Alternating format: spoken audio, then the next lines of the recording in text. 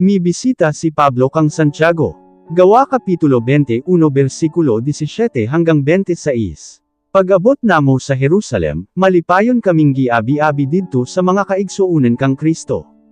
Pagkasunod nga adlaw, kauban namo si Pablo sa pagbisita kang Santiago.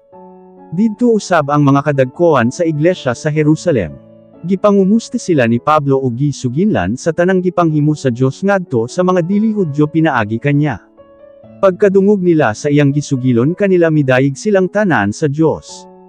Unya miingon sila kang Pablo, nasayod ka ba igsuon, linibo na ang mga Hudyo nga nagatuo kang Hesus ug silang tanan nagasunod gayod sa kasuguan ni Moises.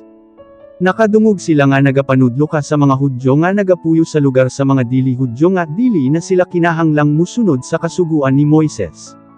Nag-ingon ka kuno nga dili na nila tulion ang ilang mga kabataan ug dili na tumanon ang uban pang mga tulumanon sa mga Hudyo. Karon, unsa kahay maayong buhaton? Kay sigurado gayod nga mahibaloan nila nga miabot ka. Maayo siguro nga buhaton mo ang among isulti kanimo. May upat dinhi ka lalaki nga may panaad sa Dios.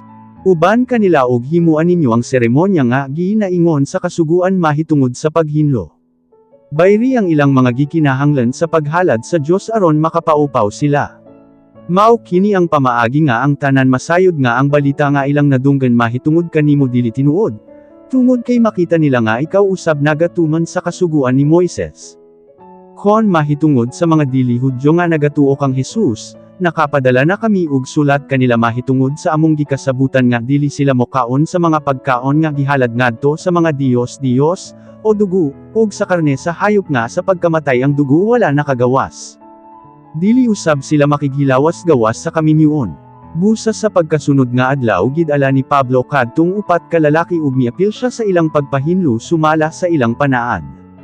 Ug dayon miadto si Pablo sa templo aron isulti kon kanus amahuman ang ilang pagpahinlo, kaysa human niini may ihalad nga mga hayop alang sa matag o sa kanila.